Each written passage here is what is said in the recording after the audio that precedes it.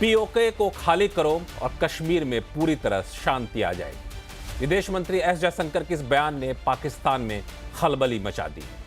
London के एक विदेशी मंच पर एक पाकिस्तानी पत्रकार ने जयशंकर पर बाउंसर फेंका, लेकिन जयशंकर ने सीधे इस बॉल को बाउंड्री पार करा दिया। कश्मीर संकट के लिए पाकिस्तान की बोलती बंद कर दी। उन्होंने कहा, जिस दिन पीओके भारत में आ गया उस दिन से सारी दिक्कतें खत्म। कश्मीरी नेता उमर अब्दुल्ला भी इसके पक्ष में खड़े दिखाई दिए, लेकिन पाकिस्तान बौखला गया है। सवाल है कि पाकिस्तान मान क्यों नहीं रहा है? बेनकाब हो चुका पाकिस्तान झूठ और जहर क्यों उगल रहा है? ऐसे में क्या भारत इस बार अपने पीओके प्लान से पाकिस्तान को झुका पाएगा? भारत का क्या है ये पीओके प्लान? आज इसी पर करेंगे खास चर्चा। नमस्कार, मैं हूं लक्ष्मण राय और इस चर्चा में शामिल होने वाले मेहमानों से आपका परिचय कराऊं। इससे पहले देखिए विशेष report.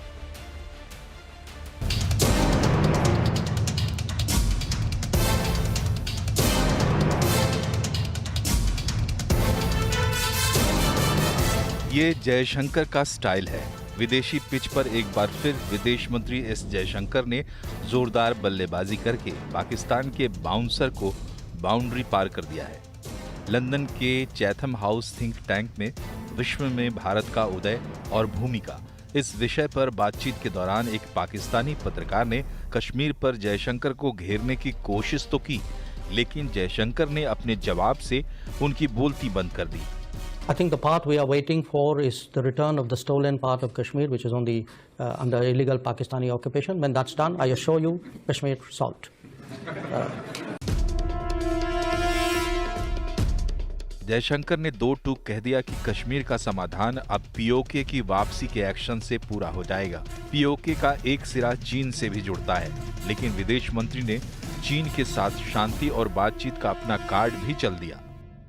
We want, a stable relationship, but we want a relationship where our interests are respected, where our sensitivities are recognized, where it works for both of us. I think that is really been the challenge in the relationship. And obviously, for us, because of the border, for us, the management of the border, the assumption for the last 40 years has been that there must be peace and tranquility in the border areas if the relationship is to grow. If the border is unstable or is not peaceful or is not tranquil, obviously it will have consequences on the growth and direction of the relationship. जाहिर है PoK को लेकर अब planning चल रही है। 370 हटाने के बाद से कई बार मोदी सरकार भी कह चुकी है कि पीओके को वापस लाना सरकार का मकसद है। कश्मीरी नेता फारूक अब्दुल्ला से लेकर उमर अब्दुल्ला के सुर भी बदले हुए हैं। वो पाकिस्तान के साथ साथ चीन वाले हिस्से को भारत में वापस लाने की मांग कर रहे हैं। जम्मू कश्मीर का एक नक्शा आपको दिया, चलिए एक हिस्सा पाकिस्तान के पास में, उस पर भी आज फॉरेन मिनिस्टर साहब ने कहा है कि हम वापस लेके आएंगे। किसने रोका? मुझे बताइएगा, किसने रोका? हमने कभी कहा कि मत लाओ? कभी कहा? हम कहते हैं अगर लाना है तो लाइए। अच्छा, यहां पे तकरीरों में नहीं लाए, चलिए कोई बात नहीं, उस वक्त नहीं हो पाया। आज अगर ला सकते हो लाइए ना। हम में से कौन सा ऐसा है जो कहे ना लाए? ला सकते हो तो लाइए। लेकिन उसके साथ साथ जब आप वो नक्शा देखते हो ना जम्मू कश्मीर का, उसमें जम्मू कश्मीर का एक हिस्सा पाकिस्तान के पास है, ठीक, लेकिन एक हिस्सा चीन के पास भी है। उसकी बात क्यों नहीं होती? उसका जिक्र क्यों नहीं होता? भारत में कश्मीर के विलय के समय पीओके वाला हिस्सा भी भारत का ही था, लेकिन 1947 के कश्मीर जंग में चूक की वजह से ये नासूर बन गया। लेकिन अब इसकी सर्जरी की तैयारी है। 370 को हटाकर विकास की जो धारा चली है उससे कश्मीरी मुख्य धारा से जुड़ने लगे हैं। हालांकि पाकिस्तानी अभी भी आतंक की सप्लाई कर इसको पटरी से उतारने की साजिश करते हैं, लेकिन अब नया भारत पाकिस्तान की हर साजिश को बेनकाब कर रहा है और सभी अंतर्राष्ट्रीय मंचों पर पाकिस्तान की धुलाई हो रही है। ऐसे में पीओके को लेकर भारत अपने पक्ष में बड़ा नैरेटिव बनाने में कामयाब हो रहा है। तो क्या भारत के प्लान के आगे झुक जाएगा पाकिस्तान? सबसे बड़ा सवाल यही है कि क्या भारत के प्लान के आगे झुक जाएगा पाकिस्तान? लेकिन उससे बड़ा सवाल ये है कि आखिर ये प्लान है क्या।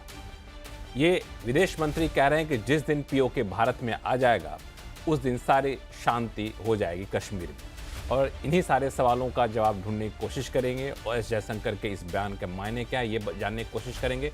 और इसमें हमारे साथ जुड़े हैं बीजेपी के प्रवक्ता रोहन गुप्ता जी, पूर्व डिप्लोमेट प्रभु दयाल जी हैं, पाकिस्तानी पत्रकार अजीम भट्ट थोड़ी देर में जुड़ेंगे, कश्मीरी राजनीतिक विश्लेषक सुशील पंडित जी जुड़ गए हैं, और साथ ही साथ राजनीतिक विश्लेषक शुभंकर मिश्रा जी भी हैं, जो काफ़ी लंबे समय से इस क्षेत्र में इन्होंने काम किया है और इस पूरे मामले को काफ़ी करीब से देखा है। आप सभी मेहमानों का बहुत बहुत स्वागत हमारे शो में, और आप सभी को मेरा नमस्कार। सबसे पहला सवाल रोहन गुप्ता जी आपके पास मैं लेकर आऊँगा। जब विदेश मंत्री ये कहते हैं कि जिस दिन चोरी किया हुआ पीओके वापस मिल जाएगा उस दिन शांति आ जाएगी, सवाल ये उठता है कि आखिर ये मिलेगा कैसे? पाकिस्तान तो खुद ब खुद आपको देने से रहा। देखिए लक्ष्मण जी, जो ये पूरा आपने देखा हो, जिस प्रकार से जवाब दिया, एक मैसेज बहुत क्लियर था। आज कश्मीर में जो अशांति की बात हो रही है, जो कश्मीर भारत के पास है और जो इलीगली पाकिस्तान ने ऑक्यूपाई किया, दोनों में फर्क साफ है। आज जो जम्मू कश्मीर में आप शांति की सिचुएशन देखिए, 370 आने के बाद क्या हाल है वहां पे। आज चुनी हुई सरकार है, पूरी तरह से अमन है, चैन है, लोग जो है अपने कामों में आगे बढ़ रहे हैं, विकास का कार्य हो रहा है। तो विकास के पथ पर कश्मीर तो चल पड़ा है, पर यह काम तभी पूरा होगा जब जो पीओके, जो पाकिस्तान ने हथियार लिया हुआ है, जब तक वो जुड़ेगा नहीं तो काम पूरा कैसे हो। सही बोला जयशंकर जी ने, ये मिशन कंप्लीट तभी होगा जब वो हिस्सा भी हमारे साथ जुड़ेगा। और देखिए ये एक प्रोसेस होता है। आज कश्मीर की जनता भी देख रही है, जो हमारे भाई बहन वहां पे पीओके में है, जिनको ये विकास की धारा का लाभ नहीं मिला, वो भी तो देख रहे हैं ना कि कहाँ है जो भारत के साथ जो हिस्सा है वहां पे क्या हाल है। और पाकिस्तान के अतिक्रमण के कारण पूरा पाकिस्तान की जो आज हालत है, जो उनका अर्थतंत्र की हालत है, आज पीओके को खामियाजा उसका भुगतना ही पड़ रहा है। तो मुझे नहीं लगता है कि पीओके बहुत ज्यादा दिन तक चुप रहेगा, और देश कूटनीतिक तरीके से जो भी हो सकता है, पीओके बिल्कुल भारत के साथ जुड़ेगा। ये एक लॉन्ग टर्म रणनीति का पार्ट है। जो हमने मिशन शुरू किया है वो 370 की बात हो, और जिस प्रकार से अर्थतंत्र का विकास जम्मू कश्मीर में हुआ है, उसका लाभ पीओके को भी मिलना चाहिए। बहुत जल्द आपको दिखना चालू होगा। बिल्कुल, पीओके बहुत दिन तक बर्दाश्त नहीं करेगा वहाँ पे रहना, और वहाँ पे आकर के भारत से मिल जाएगा। और जिस तरीके का विकास यहाँ पे जम्मू कश्मीर में हुआ है वो एक तरीके से प्रेरक शक्ति के तौर पे काम करेगा। प्रभु दयाल साहब, ये लॉजिक, ये तरीका कितना आपको प्रासंगिक दिखता है कि इस तरह से संभव है पीओके का आना भारत में, या फिर भारत को कूटनीतिक तौर पे और ज्यादा आक्रामक होना पड़ेगा? देखिए, पहली बात तो यह है कि जयशंकर साहब ने जो कहा वो कुछ नया नहीं है। भारत सरकार बार बार ये कहती आ रही है कि जो मसला अब हल होना है वो सिर्फ ये है कि जो पाकिस्तान के कब्जे में जम्मू एंड कश्मीर का हिस्सा है वो भारत को मिले। ये हमने यूनाइटेड नेशंस में कई बार कहा है, और बायलैटरल टॉक्स में भी कहा है, और दुनिया के अन्य देशों से भी कहा है कि जो एक मुद्दा बाकी है वो सिर्फ पीओके का वापस भारत को मिलना है। अब प्रश्न उठता है कि भारत की बात सत्य क्यों है। देखिए, ये जो ब्रिटिश पार्टीशन प्लान था, जो इंडियन नेशनल कांग्रेस ने एक्सेप्ट किया था और मोहम्मद अली जिन्ना की मुस्लिम लीग ने एक्सेप्ट किया था, उसमें साफ साफ ये कहा गया था कि जो प्रिंसली स्टेट्स हैं उनको अधिकार है कि वो इंडिया को ज्वाइन करें या पाकिस्तान को ज्वाइन करें या इंडिपेंडेंट हो। तो महाराजा हरि सिंह जो जम्मू एंड कश्मीर के राजा थे, पहले उन्होंने इंडिपेंडेंस डिक्लेयर की, फिर पाकिस्तान ने उन पे हमला कर दिया, अपने रेडर्स भेजे, अपने सैनिक भेजे, तो महाराजा हरि सिंह ने एक्सेशन एग्रीमेंट साइन किया और भारत को ज्वाइन कर लिया। तो ऑफिशियली जो ब्रिटिश पार्टीशन प्लान था उसके तहत जो बाकी सब हुआ, उसी तरह से जम्मू एंड कश्मीर ने भारत की एक्सेशन ट्रीटी साइन की, भारत का हिस्सा बन गया। तो जब ये ऑफिशियली उसी पार्टीशन प्लान में हमारा हिस्सा है, तो पाकिस्तान के कब्जे में जो टेरिटरी है, जब तक भारतीय सैनिक जाते और फौज जाती उनको पीछे ढकेलती, तब तक काफी कब्जा कर लिया था पाकिस्तानियों ने। तो अब बाकी जो मुद्दा बचता है सिर्फ ये है कि पाकिस्तान की जो गवर्नमेंट है, पाकिस्तान ने जो कब्जा किया हुआ है वो खाली करे। अब कैसे खाली होगा, देखिए इसके बारे में अलग अलग विचार हो सकते हैं। क्या लड़ाई करके हम उनसे लेंगे? मेरे विचार में ऐसा जरूरी नहीं होगा। पाकिस्तान खुद इम्प्लोड करने जा रहा है। पाकिस्तान में डिवाइसिव टेंडेंसीज बहुत आगे बढ़ रही हैं। देखिए, आप देखिए अलग अलग वहां के जो हिस्से हैं वो पाकिस्तान से अलग होना चाहते हैं। बलूचिस्तान अलग होना चाहता है। साथ ही साथ जो वहां का ये पठान एरिया है, खैबर पख्तूनवा, वो अलग होना चाहता है और अफगानिस्तान से उनके तनाव चल रहे हैं क्योंकि वो खैबर पख्तूनवा चाहता है कि वो अफगानिस्तान ज्वाइन करे। मैं जब पाकिस्तान में पोस्टेड था 1980s में, तब वहां जीए सिंध मूवमेंट था। सिंधी लोग अलग होना चाहते थे और उनकी ये नाराजगी थी कि भारत उनकी सहायता नहीं कर रहा है अलग होने के लिए। बात असल में ये है कि पाकिस्तान में जो पंजाबी प्रोविंस है वो बहुत जुल्म करती है, वो बहुत अग्रेसिव है, सबको उसने दबा के रखा है। बाकी सब जो प्रोविंसेस हैं तंग हैं, अलग होना चाहते हैं। और इसी तरह से जो ले दे के देखिएगा कितना समय गुजरता है मैं नहीं कह सकता, लेकिन पाकिस्तान का ब्रेकअप होगा और जो पीओके है वो फिर से इंडिया को ज्वाइन करेगा। मुझे लगता है कि यही एक प्रभु दयाल रास्ता आगे साहब, है। बिल्कुल ये जो रास्ता बताया आपने एक स्वाभाविक रास्ता है और ये कितना संभव है। हमारे साथ पाकिस्तान से जुड़ गए हैं वरिष्ठ पत्रकार हैं अजीम भट्ट साहब। अजीम साहब, आपके जुड़ने से पहले हमारे दो वक्ता थे, बीजेपी के प्रवक्ता रोहन गुप्ता और पूर्व डिप्लोमेट जो पाकिस्तान में रह भी चुके हैं प्रभु दयाल साहब। दोनों इस बात पर सहमत हैं कि हालत इस कदर बिगड़ चुकी है वहाँ पे कि पाकिस्तान ने जो कश्मीर अपने कब्जे में ले रखा है वो खुद ब खुद भारत में शामिल होने के लिए उतावला हो रहा है और शामिल हो जाएगा और पाकिस्तान बिखर जाएगा। तो फिर इस स्थिति का इंतजार आप क्यों कर रहे हैं? जब स्थिति आपके काबू में नहीं है तो वापस कर दीजिए। देखें जी, बहुत शुक्रिया सबसे पहले तो, thank you for having me. देखें, कश्मीर के ऊपर इंटरनेशनली सिंपल सी बात है कि तीन फरीक में मौजूद है। हिंदुस्तान है, एक पाकिस्तान है और कश्मीर के लोग हैं। ये एक बड़ी कैटेगोरिकल सी जो है वो चीज है, वो दुनिया तमाम जो है वो इसको इसी तरीके से देखती है। ये एक अनसॉल्व टेरिटरी है और आपके यहाँ के लोग और हम भी मानते हैं। अब जहाँ तक क्लेम की बात है, आपकी गवर्नमेंट या आपकी अफवाज जो है, जो आपकी आर्मी है या दीगर जो आपकी एजेंसीज है, वो ये क्लेम करते हैं कि कश्मीर उनका है। इसी तरीके से पाकिस्तान क्लेम करता है कि ये कश्मीर जो है वो पाकिस्तान का है। पाकिस्तान के पास ये अपना जो है वो क्लेम को सही करने क्लेम नहीं करते हैं अजीम भट्ट साहब, थोड़ा सा आपको टेक्निकली सुधार दूं, हम क्लेम नहीं करते हैं, हमारा है और हमारे समझौते के तहत कश्मीर भारत का हिस्सा बना था। आप क्लेम करते हैं चूंकि आपका था नहीं, आपका कोई ऐसा समझौता नहीं हुआ था, आप लोग जबरदस्ती कब्जा किए थे। अच्छा, देखें, आप एक एंकर हैं, मैं एक जर्नलिस्ट हूँ। मेरा ख्याल है कि एक जर्नलिस्टिक एथिक्स के तहत जब आप सवाल करें तो मुझे जवाब देने दें, उसके बाद आपका जो आर्गुमेंट हो आप दीजिए। अगर आप काउंटर अगर आप काउंटर करेंगे, जी जी बिल्कुल, अगर आप काउंटर करेंगे तो फायदा कोई नहीं होगा। मैं भी वो उसी रविश पे आ जाऊंगा जिस तरह एक टिपिकल पैनल वाले लड़ाई के तौर पे कहते हैं। नहीं, उस पे बिल्कुल आने की जरूरत नहीं है। हाँ, क्योंकि वो वही चीज हो जाएगी ना कि आप कहेंगे कि हम लेके रहेंगे, मैं कहूंगा कि चलें फिर लेके देख लें, तो उसका फायदा कोई नहीं। एक डिबेट करते हैं और डिबेट का आई थिंक सोल्यूशन पे पहुंचना चाहिए। तो बात ये है कि यूएन से लेके हर जगह पर ये एक अनसॉल्व टेरिटरी है। हिंदुस्तान, पाकिस्तान और कश्मीर इसके अंदर जो है वो फरीक है।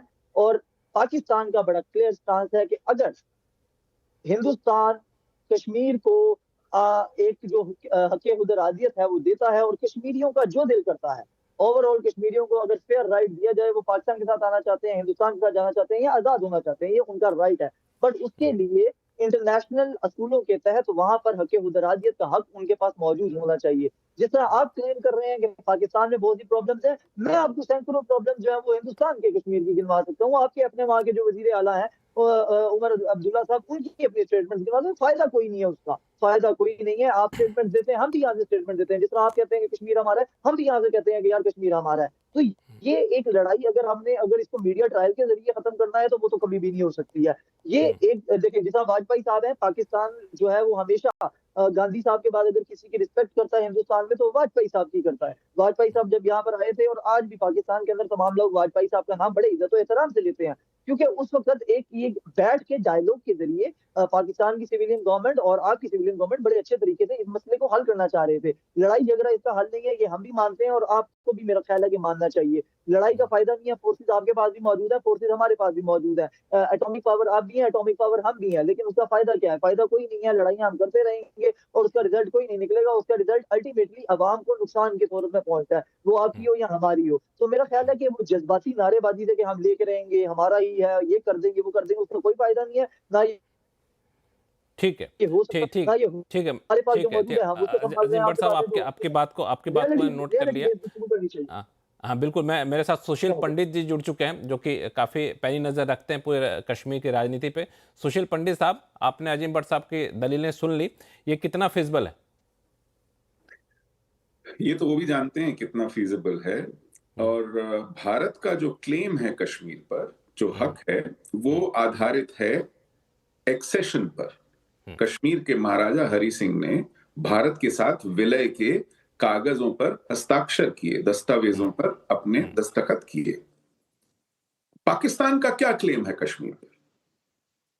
पाकिस्तान तो खुद आज भी जो उनके कब्जे में हिस्सा है उसको आजाद कश्मीर कह के पाकिस्तान की टेरिटरी में नहीं मानता। उसको एक खुद मुख्तार ऑटोनोमस स्टेट की तरह ट्रीट करता है। उसका अपना प्राइम मिनिस्टर है, उसकी अपनी एक रियासत है, जो कि ऑफ कोर्स ये एक पाखंड है, एक ढोंग है, क्योंकि पाकिस्तान की इंटीरियर मिनिस्ट्री का एक जॉइंट सेक्रेटरी उस पूरी सरकार को हैंडल करता है और वहां पर इलेक्शन लड़ने वालों को सबसे पहले ये शपथ लेनी पड़ती है कि वो पाकिस्तान के साथ हैं, तब वो चुनाव लड़ सकते हैं। लेकिन कागजों पर आज भी उनके कब्जे वाला जो आजाद कश्मीर जिसको वो कहते हैं, वो पाकिस्तान का फॉर्मल हिस्सा नहीं है। तो पाकिस्तान का कश्मीर पर क्लेम क्या है? और पाकिस्तान का कश्मीर पर केवल इतना क्लेम है कि वहां पर अक्सरियत मुसलमानों की है, और क्योंकि भारत का विभाजन मुसलमान अक्सरियत वाले इलाकों को पाकिस्तान में ले जाने की के बिना पर हुआ था, वो इस बात को से आंखें चुराते हैं कि वहां के जो राजा थे, महाराजा थे, नवाब थे, उनको फैसला करना था कि वो कहां जाएंगे। इसी आधार पर महाराजा हरि सिंह ने भारत के साथ विलय का फैसला किया। ये एक कानूनी आधार है जिस पर भारत अपना कश्मीर पर हक दिखाता है, नंबर 1। नंबर 2, प्रभुदयाल जी ने एक छोटी सी बात कही जो रिकॉर्ड पर ठीक होनी चाहिए। कश्मीर के महाराजा ने कभी अपने आप को इंडिपेंडेंट डिक्लेयर नहीं किया। उन्होंने केवल समय मांगा था, स्टैंड स्टिल एग्रीमेंट साइन किया था, जब तक वो फैसला करें तब तक के लिए कोई हस्तक्षेप न हो, केवल इतनी बात थी। और पाकिस्तान ने हस्तक्षेप किया, और इसकी सबूत अकबर खान की रेडर्स इन कश्मीर में, जो उन्होंने खुद कबूल किया है कि कैसे पाकिस्तान की आर्मी कबायलियों के भेष में घुसी वहां पर, उससे तय होता है। अब रही बात तीसरी, ये बात भी ठीक नहीं है कि भारत जो कह रहा है वो हमेशा से कहता आया है, ऐसी बात नहीं है। 22 फरवरी 1994 को पहली बार भारत की संसद ने एक प्रस्ताव पास करके कहा कि पाकिस्तान अधिकृत कश्मीर भी हमारा हिस्सा है और हम उसे लेके रहेंगे। उससे पहले तक, और ये आम तौर पर जानी जाती है बात, 1971 के शिमला समझौते के समय हमारी तरफ से ये पेशकश थी कि लाइन ऑफ कंट्रोल को इंटरनेशनल बाउंड्री बना दिया जाए।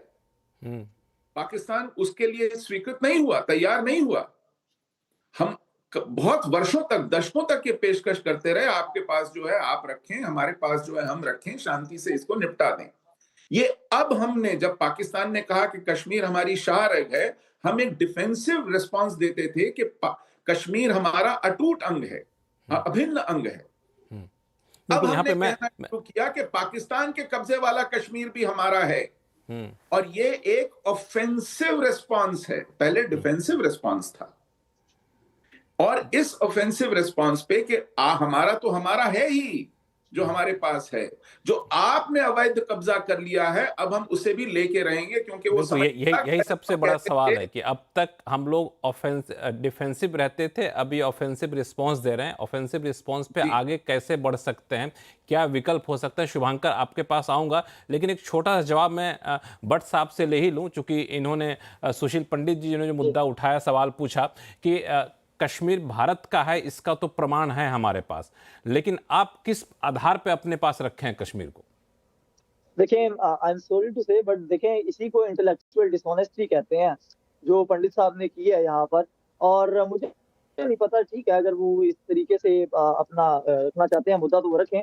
बात ये है कि अगर आप महाराजा हरि सिंह ने आपको लिख के दे दिया और उसकी बेस के ऊपर अगर आप ये कहते हैं कि कश्मीर आपका, तो हैदराबाद, दक्कन और इस तरह के बहुत से महाराजाओं ने पाकिस्तान के साथ आने का कहा था, जहां पर आप लोगों ने वहां पर जो है वो सर्विस करवा इशू पे भी आएंगे, उस पे भी आएंगे। इस वक्त कश्मीर पे काउंटर चर्चा हो रही है, इस वक्त कश्मीर पे बात हो रही है। पंडित साहब काउंटर नहीं, प्लीज पंडित साहब काउंटर नहीं। मैंने आपकी बात बड़ी तसल्ली से सुनी। मैं समझता था आप गलत कह रहे हैं, लेकिन मैंने आपको कश्मीर के हवाले से मैं उस पर भी आऊंगा, वरना बात बदल जाएगी। पंडित साहब मैं हैदराबाद के इशू पे भी आ जाऊंगा, मैं पंडित साहब जूनागढ़ पे भी आ जाऊंगा। पंडित आप साहब अभी प्लीज कश्मीर पे बोले। आगे। अब मैं काउंटर करने पे यकीन नहीं रखता, मैं लड़ाई पे यकीन। हाँ, आप जो मर्जी बात में काउंटर, आपने जितनी बातें की मैं उसके खिलाफ भट्ट साहब अपनी बात रख लीजिए, फिर आपकी बात पे काउंटर करना होगा तो पंडित साहब के पास जाऊंगा मैं। बिल्कुल, बेशक, बिल्कुल, ये बिल्कुल ठीक है, क्योंकि काउंटर मुझे भी आता था, मैंने नहीं किया कि उनकी बात पूरी हो जाए। अच्छा, तो बात ये है कि इस तरीके से अगर आप मिसालें देंगे तो मिसालें हमारे पास भी बहुत है कि फलाने ने हमें लिख के दे दिया, फलाने हमें लिख के दे दिया, लेकिन आज वो हिंदुस्तान का हिस्सा है, लेकिन इससे फर्क नहीं पड़ता है। बात ये है कि यूएन के तहत पाकिस्तान और हिंदुस्तान दोनों उसके मेंबर हैं और इंटरनेशनल लॉज हम पर इम्प्लीमेंट होते हैं, इम्पोज होते हैं। उसके तहत कश्मीर जो है वो एक अनसोल्ड टेरिटरी है, आपको मानना पड़ेगा। 1948 में उन करारदादों पे आप भी साइन करके आए हुए हैं, हिंदुस्तान भी साइन करके आया हुआ है। देखिए, दूसरी बात ये है कि सबसे इंपॉर्टेंट चीज ये है कि कश्मीरियों का क्या है। इन्होंने सबसे बड़ी बात ये की कि जी पाकिस्तान तो उसको आजाद कश्मीर कहता है, वो तो खुद उसको एक ऑटोनमस बॉडी मानता है। तो यही तो हमारी सबसे बड़ी जीत है कि हम कब्जा करने पर या हम इस तरह की चीज करने के ऊपर यकीन नहीं रखते हैं। हम कश्मीर के रहने वाले कश्मीरियों के हक की बात करते हैं। हमें इससे कोई परवाह नहीं है कि वो पाकिस्तान के साथ आना चाहते हैं या हिंदुस्तान के साथ जाना चाहते हैं या आजाद रहना चाहते हैं, ये उनका राइट है, वो जहां रहना चाहें, जैसे रहना चाहें। इसीलिए हम चाहते हैं कि उनको फेयर एंड फ्री हक दिया जाए। हम आपकी तरह गासिब नहीं है, हम आपकी तरह गासिब नहीं है कि उसके ऊपर कब्जा कर लें। और ये आपने भी 2019 में किया, उससे पहले आप भी उसको एक आजाद टेरिटरी मानते थे। तो लिहाजा ये बातें करने से एक आप अगर टेंशन बढ़ाना चाहते हैं डिबेट की, तो ऑफकोर्स आप बढ़ाइए, वो फिर मैं भी उसके ऊपर एक काउंटर दूंगा, आप भी काउंटर दीजिए, फायदा कोई नहीं है। रियलिटी बेस्ड बात कीजिए जिसके ऊपर जो है वो हम कंक्लूजन पर पहुंचे। पंडित साहब ने इंटेलेक्चुअल डिसऑनेस्टी की है।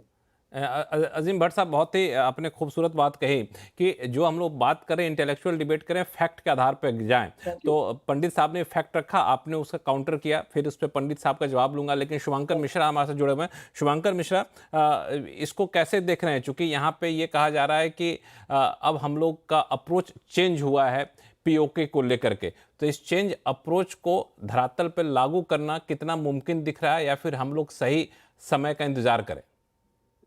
लक्ष्मण, मुझे लगता है कि कुछ चीजें अपने आप समय के साथ, पक्के पेड़ पर से जो फल गिरता है उसका स्वाद सबसे अच्छा होता है, कार्बाइड से पकाने वाले फल का स्वाद अच्छा नहीं होता। तो वेट करते हैं, कुछ ना कुछ होगा जो शायद अच्छा ही होगा, सबके लिए अच्छा होगा।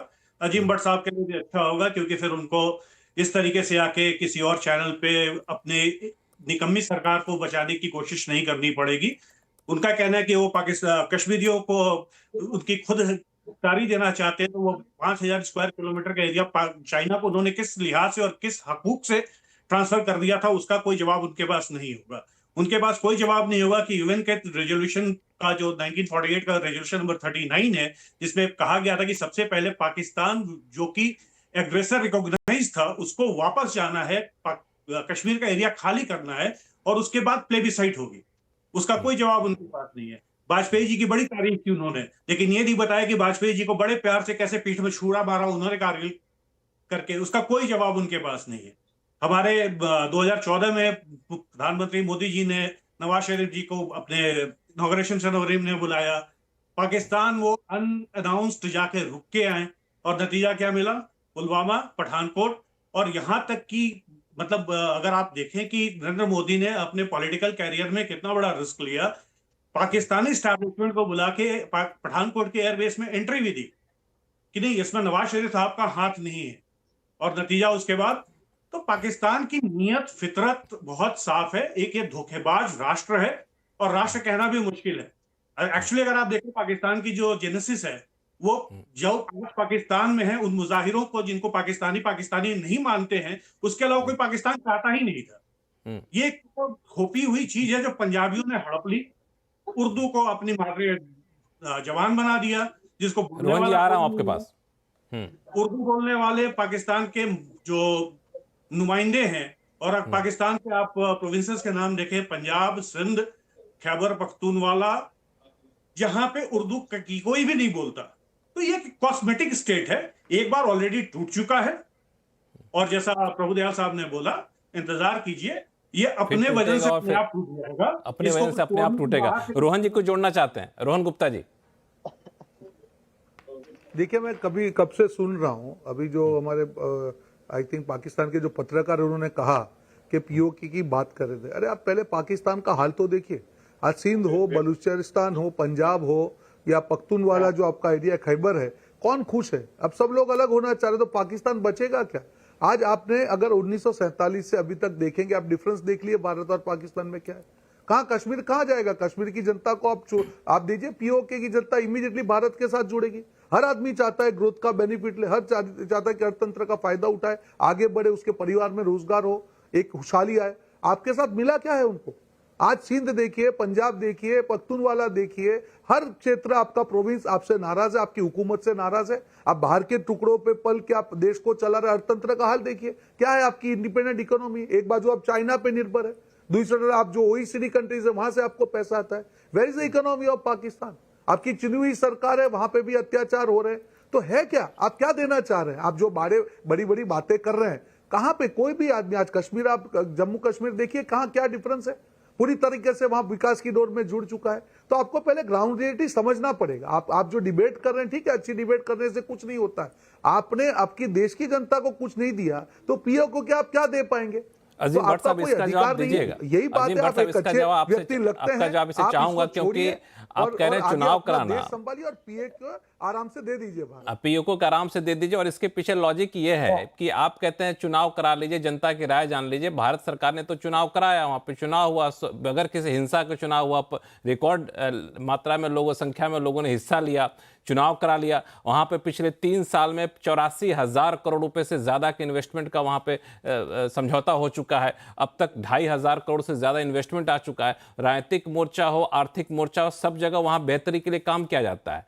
लेकिन अगर आप वहां के जनता के हित में आप काम करना चाहते हैं, तो आपने अपने लिए क्या किया? अपने पास जो आपने कश्मीर रखा है, आपका देश तो संभल नहीं रहा है, तो वापस दे दीजिए। ये तो दलील बड़ी ठोस है, इसमें क्या दिक्कत है? ठीक है जी। जो हमारे बीजेपी के जो नुमाइंदे बैठे हैं, मैं उनका शुक्रिया अदा करता हूं कि उन्होंने अपना पूरा साथ रखने के बाद एंड पे ये जरूर मान लिया कि आपकी डिबेट अच्छी है और आप डिबेट अच्छी करते हैं, तो वो थैंक यू वेरी मच। अब मैं आता हूं उन्होंने जो आर्ग्यूमेंट किया, मैं उसका जवाब दे देता हूं। देखिए, बात ये है कि कश्मीर की बात हो रही है, और बात इश्यूज जो होते हैं वो बेसिकली आइडियोलॉजिकल जो आपकी चीजें होती हैं उनके ऊपर जो है वो मौजूद होते हैं। उसके अंदर जरूरी ये नहीं होता कि आपकी पॉलिटिकल, इकोनॉमिक या आपकी मौजूदा गवर्नमेंट कौन सी है। हमारी मौजूदा गवर्नमेंट अगर अच्छा, मिसाल के तौर पे हमारी मौजूदा गवर्नमेंट क्या अच्छा परफॉर्म कर रही है, नहीं कर रही है, इसके आने वाली अच्छा करेगी या नहीं करेगी, पिछला अच्छा कर रही थी या नहीं करती, इससे कोई मैटर नहीं करता। एक स्टेट पॉलिसी होती है, एक स्टेट नैरेटिव होता है, वो किसी भी गवर्नमेंट का मोहताज नहीं होता है। स्टेट नैरेटिव बड़ा क्लियर होता है कि आपकी रियासत जब तक मौजूद है उसका स्टेट नैरेटिव ये रहेगा। तो कश्मीर एक आइडियोलॉजिकल स्टेट नैरेटिव है, उसको आप तब्दील इकोनॉमी से नहीं कर सकते हैं। दूसरी बात उन्होंने बड़ी कही कि जी आपके यहाँ पर ये है, वहां पर आवाजें उठ रही हैं अलहदगी की। तो देखिए, अगर आप कश्मीर से निकलना चाह रहे हैं तो फिर मुझे भी हिंदुस्तान को लेकर कश्मीर से निकलना पड़ेगा, मुझे आसाम में जाना पड़ेगा, मुझे जो है वो दीगर जगह पे जाना पड़ेगा जहां पर अलहदगी की तंजीमें चल रही हैं, खालिस्तान की तहरीक चल रही है, नक्सल चल रहे हैं। तो फायदा कोई नहीं है। मैंने पहले कहा कि इसका कोई फायदा नहीं है कि अगर आप वो काउंटर खेलते रहेंगे। रोहन गुप्ता जी को जवाब देना चाहते हैं, रोहन गुप्ता जी को जवाब देना चाहते हैं। रोहन जी, लक्ष्मण जी देखो, उन्होंने अजीम भट्ट ने बात में एक चीज स्वीकार कर ली कि पाकिस्तान का कितना खस्ता हाल है, और पाकिस्तान उनके लिए आइडियोलॉजिकल है क्या? आपका अर्थतंत्र ठीक नहीं, आप कुछ देने के लायक नहीं, कौन सी आइडियोलॉजी की बात करें? ये सिर्फ आपका पॉलिटिकल मुद्दा है। आपकी देश की जनता को ध्यान भटकाने के लिए रियल इश्यू से, रोजगारी हो, बेरोजगारी हो, भूखमरा हो, महंगाई हो, उसका ध्यान भटकाने के लिए आप कश्मीर का यूज कर रहे हैं। इमोशनल इश्यू है, नहीं तो आपकी सारी पॉलिटिकल पार्टी की दुकानें बंद हो जाएगी। यही तो हकीकत है। आपने आपके देश की जनता को दयाल साहब, दिया, ठीक है। कश्मीर का मुझे सिर्फ 30 सेकंड दीजिएगा, मुझे सिर्फ 30 सेकंड दीजिएगा। हाँ, 30 सेकंड दिया, बोलिए। जी, अगर ये हमारे भाई ये कह रहे हैं कि ये हमारा पॉलिटिकल मुद्दा है और हम इसको देख रहे हैं और कर रहे हैं, तो मैं छोटा सा ना आप तमाम हमारे मैं सबकी रिस्पेक्ट करता हूँ, तमाम पैनलिस्ट की, छोटा सा मैं आपको सर्वे कहता हूँ, तमाम अपने अपने तौर पे कीजिएगा कि पाकिस्तान के अंदर तकरीबन 50+ न्यूज चैनल्स हैं और उसमें देखिएगा कि कितना हिंदुस्तान डिस्कस होता है, और फिर हिंदुस्तान के टीवी चैनल तमाम लगाइएगा और देखिएगा कि दिल्ली में पाकिस्तान के कितने नैरेटिव जो है वो डिस्कस होता है और पाकिस्तान के कितने लोगों को बुलाया जाता है और हिंदुस्तान के लोगों को पाकिस्तान कितना बुलाता है। आप उसका कंपैरिजन कर लीजिएगा तो हमारा कितना पॉलिटिकल जो है वो इसके ऊपर वो है, वो आपको पता लग जाएगा कि हम कितना इंटरेस्ट लेते हैं हिंदुस्तान में और हिंदुस्तान कितना इंटरेस्ट लेता है। चलिए, हालांकि ये पैमाना होना नहीं चाहिए, लेकिन प्रभु दयाल साहब, जिस तरीके से हालात बदल रहे हैं और हमने सिर्फ हिंदुस्तान पाकिस्तान के इस मुद्दे को थोड़ा सा अलग तरीके से देखा जाए तो जो पूरा ग्लोबल ऑर्डर चेंज हो रहा है, आपको लगता है कि ऐसे समय में इंतज़ार करना कि वहाँ पे स्थिति खराब होगी, लोग हमारे साथ आ जाएंगे, इसके साथ साथ एक पैरेलल हमें एक डिप्लोमेटिक रास्ता भी खोलना चाहिए कि अब समय आ गया है। देखिए, हमने इलेक्शन करा के कितना अच्छा करा लिया, हमने वहाँ के आर्थिक हालात कितने बेहतर कर दिए, अब वहाँ पे लोग भूखे मर रहे हैं, उनको ले आया जाए, इसके लिए एक ऐसा दबाव बनाया जाए कि हम लाने में सफल हों, बजाय इसके कि इंतजार करें कि वो आ जाए। देखिए, पहले तो मैं एक हिस्टोरिकल बात सेट राइट करना चाहता हूं, फिर आगे की बात करूंगा। सुशील पंडित जी जो मेरे मित्र हैं, उन्होंने कहा कि ये मैंने गलत कहा था कि महाराजा हरि सिंह पहले इंडिपेंडेंट रहना चाहते थे। देखिए, जब ये पार्टीशन प्लान इंडिपेंडेंट हुआ है तो भारत 15 अगस्त 1947 को इंडिपेंडेंट हो गया। जो प्रिंसली स्टेट्स भारत को जो ज्वाइन कर रही थी, उन्होंने ज्वाइन कर लिया, वो भारत के पार्ट हो गई। महाराजा हरि सिंह इंडिपेंडेंट रहना चाहते थे। फिर पाकिस्तान से वो जो ट्राइबल्स आए और पाकिस्तानी सोल्जर्स आए, उन्होंने ऑक्यूपाई करना शुरू किया। तब महाराजा हरि सिंह ने भारत से कहा कि अपनी फौजें भेजो हमारी मदद करिए। तो भारत ने कहा पहले आपको एक्सेशन एग्रीमेंट साइन करना होगा।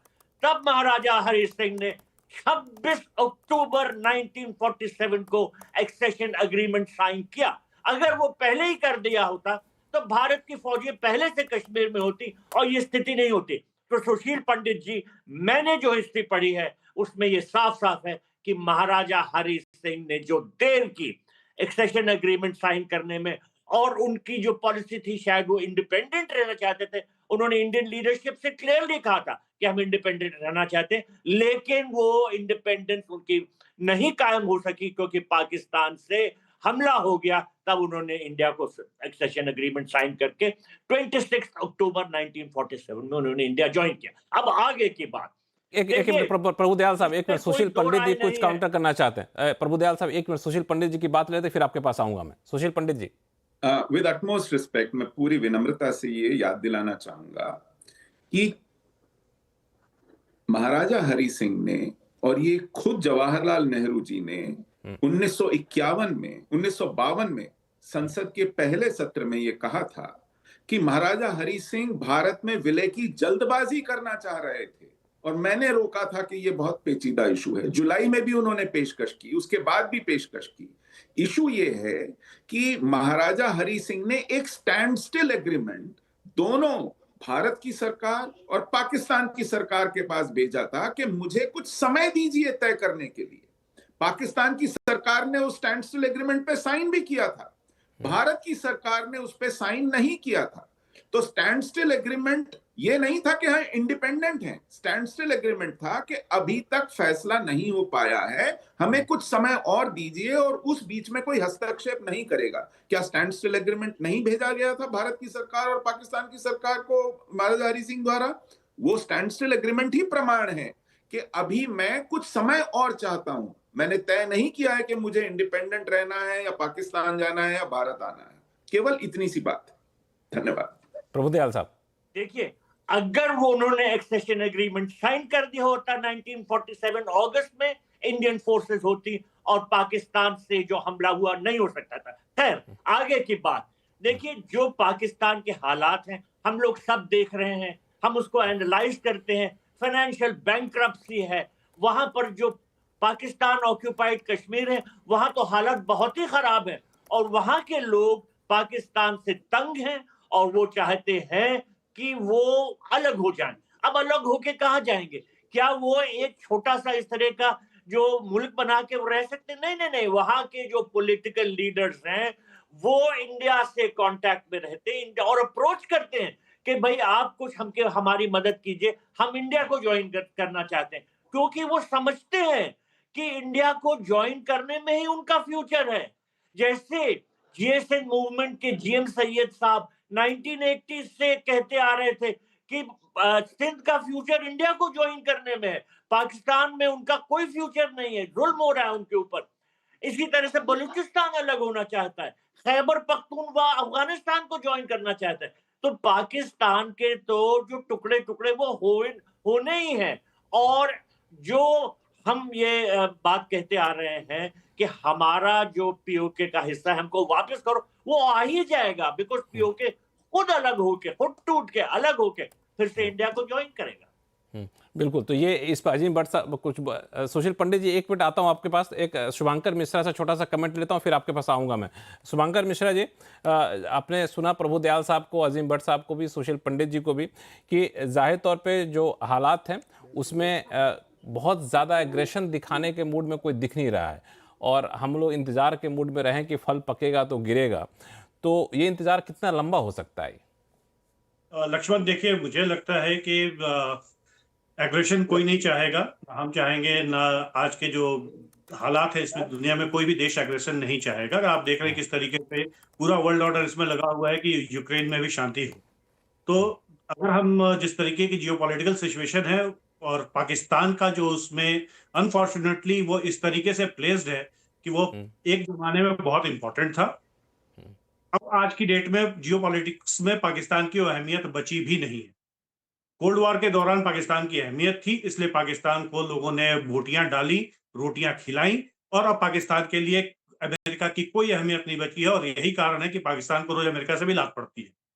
सीधी सी बात है, ना हमें कुछ करने की जरूरत पड़ेगी। जैसा मैंने पहले बोला, पाकिस्तान खुद कुछ सालों में डिसइंटीग्रेट होगा। हाँ, ये जरूर है कि हमारा टसल, और जो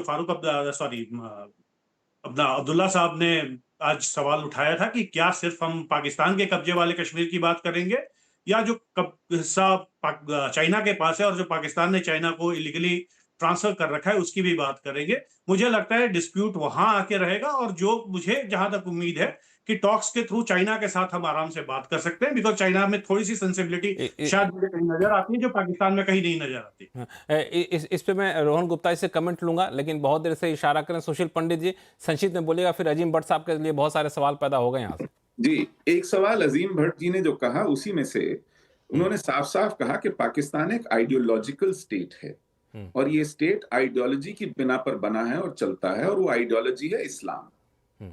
तो इसी से ही तय होता है कि हक़े खुद इरादियत यानी सेल्फ डिटर्मिनेशन, ये जो है ये एक टूल की तरह इस्तेमाल हो रहा है। पाकिस्तान ने जब अपने इलेक्शंस को ही रिजेक्ट किया, जो एक हक है खुद इरादियत का, और बांग्लादेश उसी टूट में से बना।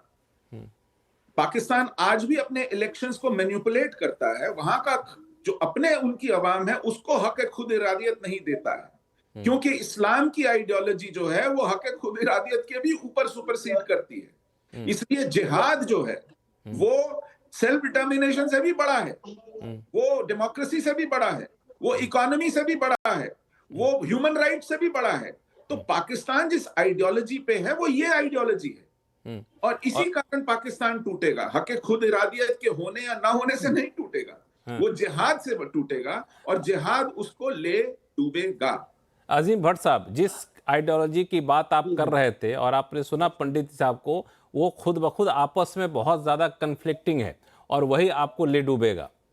अच्छा, देखें, अभी मेरे और इस्लाम में कोई इतने बुरे दिन तो नहीं आए कि हमें इस्लाम की आइडियोलॉजी सुशील पंडित साहब से सीखनी पड़े, तो लिहाजा ये तो आप रहने ही दीजिए कि पंडित साहब से मैंने सीखना है इस्लाम और इस्लाम की आइडियोलॉजी, तो उसकी तो जरूरत नहीं है मुझे।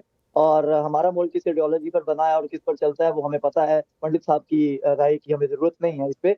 जहां तक बात ये है कि पाकिस्तान के अंदर आपने जो बात की कि इलेक्शन की उन्होंने बात की है और बांग्लादेश का उन्होंने तस्करा किया, तो बांग्लादेश के अंदर जो उस वक्त मुफ्ती बाहिनी का किरदार था उसको तो मोदी साहब से लेके तमाम लोग सराहते रहे कि हमने वो किया। और आज बांग्लादेश के अंदर जो है वो जो नारे लग रहे हैं वो आपके सामने हैं। तो ठीक है, आप उस वक्त कामयाब हुए थे तो उसका रिजल्ट आज आपके सामने है कि आज वो लोग दोबारा पाकिस्तान को जो है वो सुपर फ्रेंड का दर्जा दे रहे हैं, पाकिस्तान के पास आ रहे हैं, पाकिस्तान के हक के नारे लगा रहे हैं, मुजीबुर रहमान के मुजस्मे गिरा रहे हैं। तो मुझे उस पर कहने की कोई जरूरत नहीं है, देर आए सवेर आए दुरुस्त आए, वो तो हो गई एक अलहदा बात।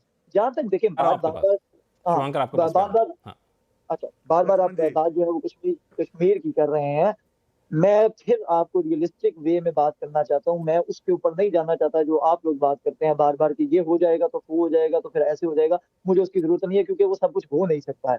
आपके जो इस वक्त चीफ मिनिस्टर कश्मीर हैं उनकी बड़ी कैटेगोरिकल स्टेटमेंट है। उन्होंने कहा कि यहाँ पर जो अमन हमें सो कॉल्ड दिखाया जाता है, जिसका तस्करा आपने भी किया था, वो इम्पोज है, वो जबरी है, ठीक है, वो वायलेंट किस्म का अमन है जो कि हमारे बंदूकें हमारे सर पे रख के हमें जो है वो कहा जाता है कि पुरअमन होके बैठ जाओ। तो ये आपके वहां की स्टेटमेंट है, मेरी स्टेटमेंट नहीं है। अगर आपने और फिर दूसरा सबसे इंपॉर्टेंट, ये 3 दफा आपके शो के अंदर डिस्कस हो गया कि जी वहां पर सिंध अलहदा होना चाहता है, वहां पे बलूचिस्तान अलहदा होना चाहता है, वो इस्लाम होना चाहता है। तो देखें आज तक इंटरनेशनल कोर्ट ऑफ जस्टिस में अगर पाकिस्तान और हिंदुस्तान के दरमियान किसी भी जसूस को लेके, स्पाई को लेके अगर कोई केस गया हुआ है तो वो कुलभूषण यादव का गया कि वो पिछले 10 साल से हमारे पास यहाँ पर कैद पड़ा हुआ है, ठीक है। तो हमारे पास अभी भी तकरीबन 15 लोगों की लिस्ट है जो जसूस हमने आपके पकड़े थे, आपके पास कोई ऑफिशियल जसूस हमारा नहीं पकड़ा जाएगा। तो ये जो कार्रवाई आप करते हैं, अजीम भट्ट साहब माफी चाहूंगा, थोड़ा सा रोकना चाहूंगा आपको बीच में, क्योंकि हमारे 2 वक्ता जो है रोहन गुप्ता जी और शुभंकर मिश्रा दोनों कमेंट करना चाहते हैं, उनका कमेंट लूंगा, लेकिन छोटा सा ब्रेक से जल्द लौटते हैं, फिर आप दोनों का कमेंट लूंगा मैं, कहीं जाइएगा नहीं। देव का फिर से आपका स्वागत है। हम चर्चा कर रहे हैं विदेश मंत्री एस जयशंकर के उस बयान पर जब उन्होंने कहा कि जैसे पीओके भारत में आ जाएगा यहाँ सारी शांति बेहतर हो जाएगी या सारी स्थिति सामान्य हो जाएगी। रोहन गुप्ता साहब, आप ब्रेक पे जाने से पहले कुछ जोड़ना चाह रहे थे और साथ में कुछ सवाल आपके लिए निकल के सामने भी आए थे। एक सवाल जो शुभंकर ने उठाया भी था कि जो जम्मू कश्मीर के मुख्यमंत्री ने कहा कि ठीक है पीओके की बात करिए, लेकिन चीन के हिस्से में जो है उसकी बात हम क्यों नहीं करते, उसकी बात करनी चाहिए। देखिए लक्ष्मण जी, पहले जो अभी बात चल रही थी, जो उन्होंने कहा कि नहीं पीओके पे हमारा अधिकार है, मैं एक जवाब देना चाहूंगा कि 1947 में दोनों मुल्क आजाद हुए। उसके बाद में आज भारत की तरक्की देख लीजिए हर क्षेत्र में, क्योंकि हमारी आइडियोलॉजी अलग थी। हमारी आइडियोलॉजी में कहीं हम बिन सांप्रदायिक था और उन्होंने एक एक्सट्रीम नेशन का क्रिएशन किया, एक त्रासवादी राष्ट्र को किया और पूरा इतने साल उन्होंने सिर्फ भारत की तरफ देखा, उन्होंने अपने मुल्क की तरफ देखा ही नहीं। उनका एक ही एजेंडा था कि भारत को कैसे गिराए। और एक कहावत है कि जो भी अपनी लाइन लंबी करना चाहता है वही तरक्की करता है। भारत ने ये साबित करके दिखाया और इसीलिए आज एक पाकिस्तानी त्रासवादी देश बन चुका है। अफगानिस्तान के साथ लड़ाई करना, हर तरीके से उनकी लड़ाई होती है। आज बाहर चाइना के टुकड़ों पे पल रहा है, तो उनकी हालत ये क्यों हुई? उनका कोई अधिकार नहीं। और इसीलिए आज उनके जो चारों 4 प्रोविंस है, चारों 4 पाकिस्तान से नाराज है। जनता कब तक नाराज रहेगी? जनता समझती कि जिस दिन भी मौका मिलेगा छोड़ देंगे। उनके पास एक विकल्प है भारत की तौर पे, एक ऐसा देश जिसने अपने आप को डेवलप करके दिखाया, एक ऐसा देश जिसने अपने हर क्षेत्र को, हर राज्य के हर नागरिक के अधिकार को, क्या विकास क्या होता है उसके फल प्राप्त करवाए। और आप कौन से बोलती है घर में नहीं है दाने, अम्मा चली बुनाने। आप कौन से मुंह से बांग्लादेश की बात कर रहे हैं भाई साहब? बेगानी शादी में अब्दुल्ला दीवाना, देखिए वहां पे भी क्या होता है। तो मुझे लगता है आपका जो माइंडसेट है, जो हमेशा हर चीज में आप भारत देखते हैं, हर चीज में, और इसीलिए आपकी तरक्की नहीं होती। और इसीलिए प्रधानमंत्री जी ने भी एक बार कहा था कि आपके जो झंडे में चांद देख के खुश रही है, और हमारे देश का झंडा जो है चांद पे है। ये भारत और पाकिस्तान का फर्क है, ये फर्क को आप कभी नहीं मिटा पाएंगे।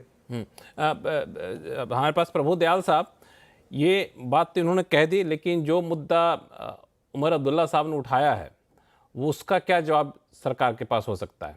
इसकी क्या रणनीति होनी चाहिए? देखिए, जो कश्मीर का हिस्सा चीन के पास है, वो पाकिस्तान ने चीन के साथ एग्रीमेंट करके इलीगली सीट किया। वो पाकिस्तान के कब्जे में इलीगली था और उससे कुछ हिस्सा चीन को पाकिस्तान ने दिया ताकि दोनों देशों का बॉर्डर सेटल हो अच्छी तरह से और पाकिस्तान को चीन से मदद मिलती रहे, अच्छे रिश्ते में रहे। तो हमारे जमीन को चीन को देकर उन्होंने चीन से दोस्ती खरीदी है। तो वो पूरा का पूरा सौदा इलीगल है। अब चीन से वापस कैसे लिया जाए, ये तो एक दूसरा प्रश्न है। चीन जो है वो इतनी आसानी से वो नहीं वापस करेगा। और वहां तो वो BRI कॉरिडोर बना रहा है और चाइना पाकिस्तान इकोनॉमिक कॉरिडोर बना रहा है, तो वो तो अपना हिस्सा बनाकर उसमें काम कर रहा है। ये पूरा का पूरा जो गड़बड़ का ये खेल हुआ है, ये पाकिस्तान की वजह से हुआ है। पाकिस्तान ने इलीगली कश्मीर के हिस्से को ऑक्यूपाई किया और उसमें से कुछ हिस्सा चीन को दे दिया 1963 में जो उन्होंने एग्रीमेंट किया। तो उमर अब्दुल्ला साहब ये जरूर कह सकते हैं कि भाई वो चीन से वापस भी लेने की बात करो, लेकिन असली बात जो जड़ की बात है कि वो जमीन पाकिस्तान ने इलीगली ऑक्यूपाई की और फिर उसमें से कुछ चीन को दिए। तो ये पूरा मसला जो है POK से संबंधित है। हालांकि ये भी एक जो कहते हैं कि जो तरीका होता है कि हमारा चुराया हुआ सामान अगर कोई शख्स लेकर किसी दूसरे को बेच दे तो सामान तो मेरा ही कहलाएगा, क्योंकि हमसे आपने चुराया था। हम ऐसा नहीं कि उस बीच वाले के जरिए हम वापस लेंगे। लेकिन आपने सही कहा कि इसमें एक डिप्लोमेटिक तरीका हो जिस पे आगे बढ़ा जाएगा। पंडित साहब को जोड़ना चाहते हैं, सुशील जी। धन्यवाद लक्ष्मण जी। 63 में पाकिस्तान ने सक्षम वैली चीन को सौंप दी, लेकिन उससे पहले 62 में वेस्टर्न लद्दाख, जिसे हम अक्साई चीन भी कहते हैं, वो भी हिस्सा चीन ने हमसे छीना। हमें वो भी वापस लेना है, वो भी जम्मू कश्मीर रियासत का ही हिस्सा था। तो सक्षम वैली जो है वो 5000 स्क्वायर किलोमीटर का हिस्सा है। इन जो अक्साई चीन है वो करीब 40,000 किलोमीटर का हिस्सा है। वो तो हमें, वो भी चीन के पास है। तो इस समय हमारे पास जो रियासत जम्मू कश्मीर थी जिसका विलय भारत में हुआ था, उसका मात्र 35% भारत के पास, भारत के नियंत्रण में है। उसका शेष लगभग 2/3 हिस्सा चीन के पास है और पाकिस्तान के पास है, जिसमें गिलगिट बल्तिस्तान भी है, जिसको अब उन्होंने अलग करके नॉर्दर्न प्रोविंस बना दिया है।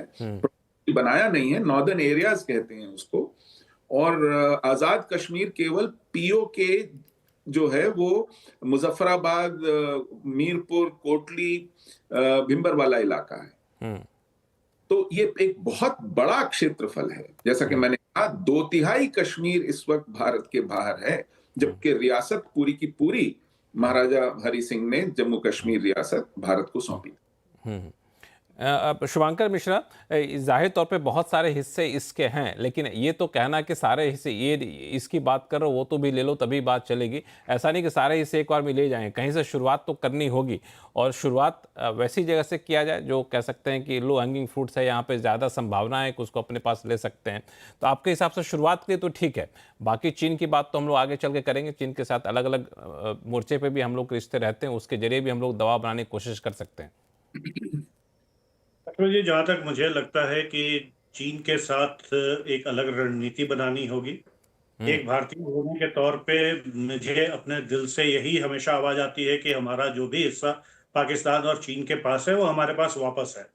सुनने में बहुत बुरा लगेगा, बोलते हुए मुझे भी बुरा लगता है, बट शायद धरातल पे इसको लाना इतना आसान नहीं है। और चाइना को जानते हुए हम ये कह सकते हैं कि आज से अगर 50 साल पहले, जब तक चाइना ने अक्साई चीन में और शजगांग वैली में इन्वेस्टमेंट नहीं किया था, और चाइना की उपयोगिता उसकी सिर्फ तब 50 साल पहले भारत को पिन डाउन करने के लिए थी। आज की डेट में चाइना ने जिस तरीके से उस इलाके में अपना इन्वेस्टमेंट किया है, जिस तरीके से वो गवादार पोर्ट को डेवलप कर रहा है, और गवादार पोर्ट के थ्रू वो एक कॉरिडोर अपने लिए चाहता है जिससे कि सी तक पहुंचने में उसका समय बचे और उसका बिजनेस के लिए वो बहुत इंपॉर्टेंट हो गया है।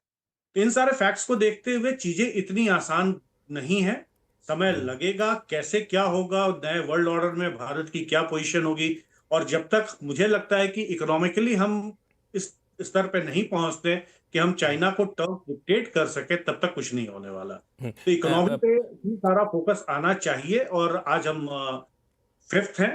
अगर किसी तरीके से हम चाइना से ऊपर इकोनॉमिकली पहुंचे और चाइना के इकोनॉमिक इंटरेस्ट को हम कंपेल करें वो ये हिस्सा छोड़े, उसके अलावा तो मुझे कोई और तरीका नहीं दिखता है। प्रभु दयाल साहब, ये बयान जब आया एस जयशंकर जी का, तो उसके बाद पाकिस्तान के विदेश मंत्रालय ने बयान दिया। उन्होंने बयान देकर कहा कि ये बहुत ही बेसलेस सा बयान है और इस मुद्दे को पहले से तय है कि यूएन के जरिए इसको जो यूएन सिक्योरिटी काउंसिल के रिजोल्यूशन के तहत इसको सुलझाया जाएगा, तो ये आपस में चाह ले कि हम ले लेंगे तो ऐसा संभव नहीं है। तो यूएन सिक्योरिटी काउंसिल का हवाला देना कितना आपको वाजिब दिखता है? देखिए, यूएन सिक्योरिटी काउंसिल का जो रेजोल्यूशन है उसमें अगर आप पढ़ें तो ये बात स्पष्ट होती है कि पैरा 1 में कहा गया है, ऑपरेटिव पैरा 1 में, कि Pakistan will withdraw it's forces from Jammu and Kashmir. उसके बाद सेकंड पैरा में है कि फिर इंडिया विल विड्रॉ, फिर थर्ड पैरा में है कि वो प्लेबिसाइट होगी। जब पैरा 1 पे काम हुआ ही नहीं, पाकिस्तान ने अपनी फोर्सेस वहां से हटाई ही नहीं, तो 1949 का रेजोल्यूशन अब 2025 में कहां वैलिड? जो यूएन रेजोल्यूशंस हैं वो डेड हैं। ये भारत ने बार बार कहा है, क्योंकि पाकिस्तान ने खुद उसको इम्प्लीमेंट करने में रुकावटें डाली। पाकिस्तान ने वो यूएन रेजोल्यूशन को इम्प्लीमेंट नहीं होने दिया, क्योंकि अगर होना था तो पाकिस्तान को पहले अपनी फोर्सेस विड्रॉ करनी थी। वो फोर्सेस विड्रॉ नहीं की, तो जब पैरा 1 नहीं ऑपरेट हुआ तो पैरा 2 और 3 कैसे होते? साफ साफ बात ये। अब जैसा एक हमारे जो को पैनलिस्ट ने कहा कि ये चीन के साथ तो जरा ये लंबा गेम है, क्योंकि उसने वहां पर ऐसा डेवलपमेंट कर दिया, वो बड़ा पावरफुल है। तो वो तो स्टेज 2 की बात है। स्टेज 1 है पीओके, जो पाकिस्तान के कब्जे में है, वो हमें जल्द से जल्द वापस मिलना है। और उसका एक ही रास्ता है कि पाकिस्तान में इम्प्लोजन हो, जो हो रहा है। ये अगर हम वहां की जियोपॉलिटिक्स देखें तो साफ ये साबित होता है कि पाकिस्तान जो है स्टेबल नहीं है, ना इकोनॉमिक। सुशील पंडित जी को जोड़ना चाह रहा था आपकी बातों में। वो ब्रेकअप होगा और वो पीओके फिर हमारे पास आएगा। सुशील पंडित जी, में चाइना के साथ देखें जी, इस इशू पे एक छोटी सी एडिशन मैं और कर दूं कि बिल्कुल ठीक कहा प्रभुदयाल जी ने कि 1947 के जो रेजोल्यूशंस थे, 48 के रेजोल्यूशंस थे, उसमें पाकिस्तान को जो पहल करनी चाहिए थी, उसके अभाव में वो रेजोल्यूशन इम्प्लीमेंट नहीं हो सके।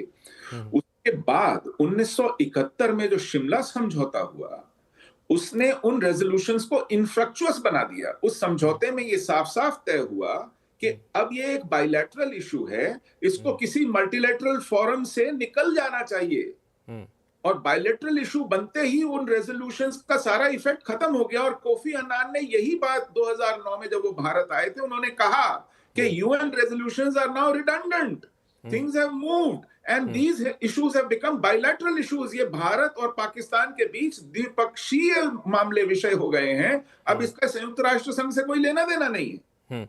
बिल्कुल। रोहन गुप्ता जी, अब इसमें जो बार बार पाकिस्तान जो संयुक्त राष्ट्र संघ के हवाला की बात करता है, और लेकिन बहुत ही सही लॉजिक दिया पंडित साहब ने कि उसके बाद जाकर के 71 में हम लोग शिमला समझौता करते हैं, जहां पे कहते हैं द्विपक्षीय मामला है, हम लोग आपस में बातचीत करके सुलझाएंगे। तब तो पाकिस्तान के इस दलील का बहुत मतलब रह नहीं जाता। और जहां तक द्विपक्षीय बातचीत का सवाल है, द्विपक्षीय में एक पक्ष तो आपके पास आने को तैयार है ही नहीं।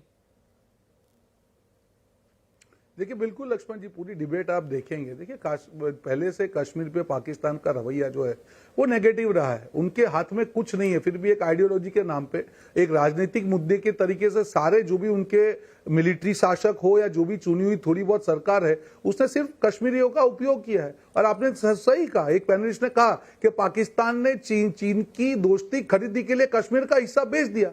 उस पाकिस्तान पे कौन भरोसा करेगा? कोई भरोसा नहीं करेगा। अभी पाकिस्तान के जो यहाँ पे जर्नलिस्ट है बोल रहे थे वाजपेयी जी की तारीफ, अरे आप तो अधिकारी नहीं, आपको मौका भी मिला था उस टाइम पे समझौता आप करके शांतिपूर्ण तरीके से हो, पर जब आपके जो खून में ही गद्दारी लिखी, आप कहां से आपके ऊपर कोई भरोसा करेगा? और आप भरोसे के लायक नहीं है। अब पाकिस्तान की जनता भी आप पे भरोसा नहीं करती, वहां की जो हुकूमत है उसके ऊपर कोई भरोसा नहीं करता है, वहां की मिलिट्री पे कोई भरोसा नहीं करता है। और जिस प्रकार के हालात वहां पे इंटरनल हो गए, वो इम्प्लोड होने की तैयारी है। और तब जाके वहां की जनता जो पाकिस्तानी है, जो कश्मीरी है, वहां पे लगेगा कि नहीं हमको तो भारत से जुड़ना है, वो जुड़ेंगे। और साथ में सिंध है, पाकिस्तान है, बलूचिस्तान से सब लोगों को लगेगा कि हमको भी भारत की विकास धारा में जुड़ना है। ये होने ही वाला है, आज नहीं तो कल होगा। और आपने कहा, मैं उसका जो जवाब बोलना भूल गया, अगर पाकिस्तान ने हमारी जमीन बेची है, किसी का अधिकार नहीं होता है इलीगल ऑक्यूपेंसी की जमीन की इसको बेचने के लिए। और जिस प्रकार से देश हमारा अर्थतंत्र के तौर पे आगे बढ़ रहा है और चीन का आपने रवैया देखा होगा भारत के प्रति, काफी तरीके से चीन ने एक रिस्पेक्ट देना भारत को शुरू किया है, क्योंकि चीन ने भी समझ लिया कि अब भारत को इग्नोर नहीं कर सकता है। भारत महासत्ता बन चुका है, वो अर्थतंत्र की बात हो, मिलिट्री की बात हो, डेमोक्रेसी की बात हो, we are emerging as the strongest economy. Now China can not ignore us. अब चाइना को भी समझना पड़ेगा और इसीलिए भारत के साथ जो डिस्कशन टेबल पे आएगा ये सारे मुद्दे डिस्कशन होंगे और एक दिन आएगा कि चाइना को भी लगे कि नहीं, भारत के साथ की दोस्ती इन इश्यू से ज्यादा इंपॉर्टेंट है। और जो भी हमारा हिस्सा है चाइना के, इसमें भारत खुद को अपना इतना मजबूत कर ले, भारत जम्मू कश्मीर को इतना मजबूत कर ले कि सामने वाले खुद ब खुद धाराशाही हो जाए, ये एक रणनीति हो सकती है। और आज की तारीख में वही रणनीति सबसे सही है, जो अपने हाथ में वही किया जाए। पंडित साहब को जोड़ना चाहते हैं लेकिन समय बिल्कुल खत्म हो चुका है। माफ़ी चाहूँगा पंडित साहब को समय में नहीं दे पा रहा हूँ, लेकिन आप सही मेहमानों का बहुत बहुत धन्यवाद, आप हमारे शो में जुड़े। और आवाज़ अड्डा में फिलहाल इतना ही। देखते रहिए CNBC आवाज़। नमस्कार।